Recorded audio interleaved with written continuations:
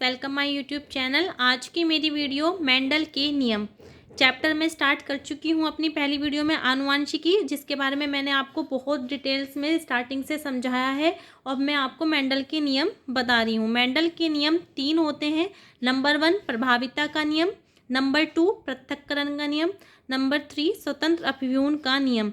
Number 1 प्रभाविता का नियम समझाने से पहले मैं आपको एक बात कहना चाहती हूँ। ये क्लास 10th और 12th दोनों के लिए ही इम्पोर्टेंट वीडियो है, आनुवांशिकी चैप्टर से रिलेटेड, और इससे रिलेटेड क्वेश्चंस एग्जाम में पूछे जाते हैं।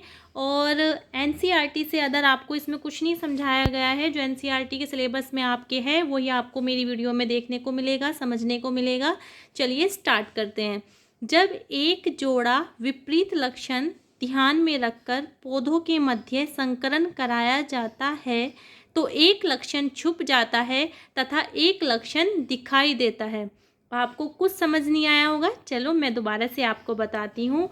जब एक जोड़ा विपरीत लक्षण, जैसे कैपिटल टी और स्मॉल टी। कैपिटल टी जो होता है वो डिनोट कर रहा है लंबे पौधे को और स्मॉल टी बौने पौधे को। अच्छा, मैं आपसे क्वेश्चन करूं कि मेंडल ने किस पौधे पर अपना एक्सपेरिमेंट किया था? मटर के पौधे पर। तो ये उसी के एक्सपेरिमेंट्स की बात हो रही है जो उसने 3 नियम दिए हैं पौधों पर। वो क्यों दिए हैं? तो पहला इसने कहा है कि जब एक जोड़ा विपरीत लक्षण कैपिटल टी स्मॉल टी को ध्यान में रखकर, किसने ध्यान में रखा? मेंडल ने।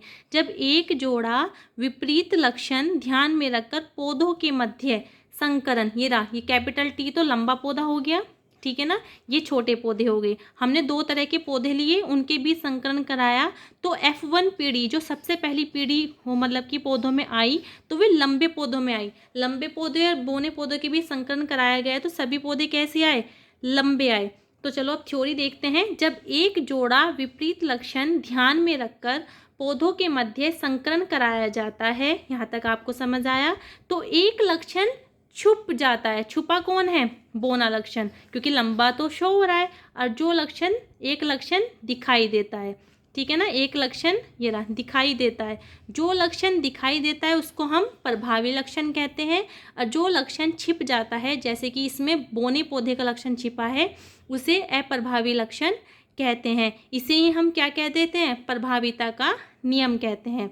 जब एक जोड़ा विपरीत लक्षण ध्यान में रखकर पौधों के मध्य संकरण कराया जाता है तो एक लक्षण छिप जाता है तथा एक लक्षण दिखाई देता है, जिसे हम क्या कहते हैं? प्रभाविता का नियम कहते हैं। ये F1 पीढ़ी है, ठीक है। ये आपको 10th और 12th के बोर्ड एग्जाम में क्वेश्चन बनकर ऐसे आएगा कि मेंडल का पूरा नाम क्या है? प्रभाविता के नियम से आप क्या समझते हैं? अगर ये आया प्रभाविता, मेंडल का पूरा नाम ग्रेगर जॉन मेंडल है।